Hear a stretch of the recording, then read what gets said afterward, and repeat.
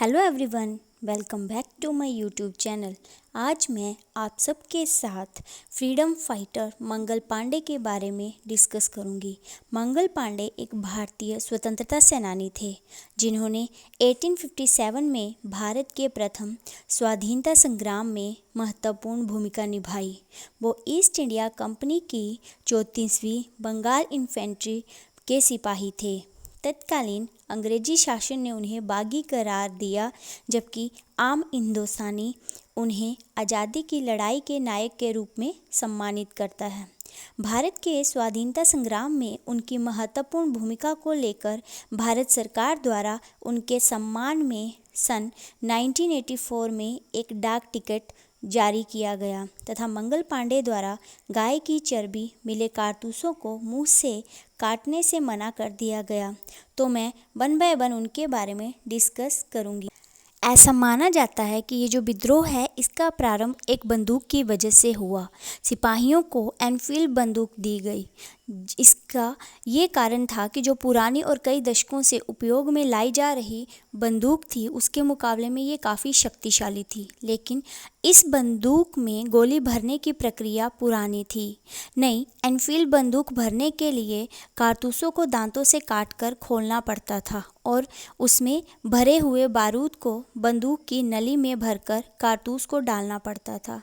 लेकिन सिपाहियों में ये अफवाह फैल गई कि जो कारतूस हैं उसमें लगी हुई जो चर्बी है वो सूअर और गाय के मांस की बनी हुई है। इसलिए सिपाहियों ने उन कारतूसों का इस्तेमाल करने से मना कर दिया। उसके बाद 21 मार्च 1857 को बैरकपुर परेड मैदान जो कलकत्ता में है, वहाँ मंगल पांडे ने दुगवा रहीमपुर के जो रहने वाले थे उन्होंने रेजिमेंट के जो अफसर लेफ्टिनेंट वॉग थे उन पे हमला कर दिया और उनको घायल कर दिया। तब जनरल हेयरसे ने मंगल पांडे को गिरफ्तार करने के लिए कहा, तो ईश्वरी प्रसाद जो कि एक जमींदार थे उन्होंने मना कर दिया। सिवाय एक सिपाही जो शेख पलटू था उसको छोड़कर किसी ने भी मंगल पांडे को गिरफ्तार करने की हिम्मत नहीं जुटाई। इस तरह से इसलिए हम बोल सकते हैं कि जो मंगल पांडे हैं उन्होंने हमारे स्वतंत्रता संग्राम जो कि 1857 में हुआ था उसकी चिंगारी भड़काई थी और उसी की वजह से अंग्रेज़ों को भारत छोड़ने के लिए विवश होना पड़ा था। हालांकि ये विद्रोह सफल नहीं हुआ था, लेकिन इसकी वजह से अंग्रेज़ समझ चुके थे कि अब उनको भारत छोड़ना पड़ेगा। अब थोड़ा सा मंगल पांडे जी का जीवन परिचय।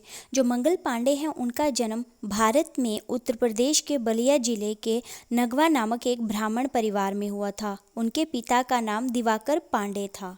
ब्राह्मण होने के कारण मंगल पांडे सन 1849 में 22 साल की उम्र में ब्रिटिश ईस्ट इंडिया कंपनी की सेना में बंगाल नेटिव इन्फेंट्री की 34वीं बटालियन में भर्ती किए गए थे, जिसमें ज़्यादा जो जनसंख्या थी वो ब्राह्मणों की होती थी।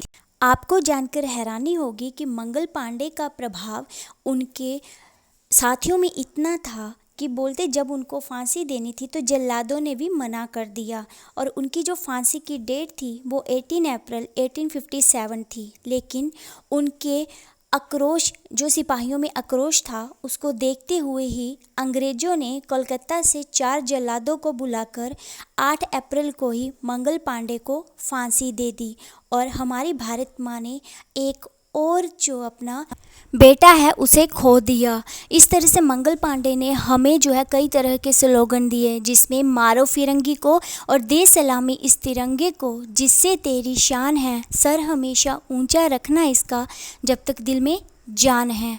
इस तरह से मंगल पांडे ने हम भारतीयों को स्वतंत्रता के लिए लड़ना सिखा दिया।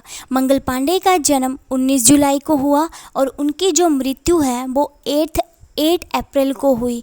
इस तरह से वो मात्र 29 साल के थे जब उनको फांसी पर चढ़ाया गया और उनको जो फांसी है वो बैरकपुर वेस्ट बंगाल में दी गई और हमारी भारत माँ ने एक और अपना बेटा कम उम्र में ही खो दिया। तो हमें अपने फ्रीडम फाइटर की लाइफ से सीख लेनी चाहिए और उनकी रिस्पेक्ट करनी चाहिए। अगर आप लोगों को मेरी वीडियो अच्छी लगी है, आप लोगों से रिक्वेस्ट है इसको लाइक करें, शेयर करें, सब्सक्राइब करें। Thanks to all, happy learning.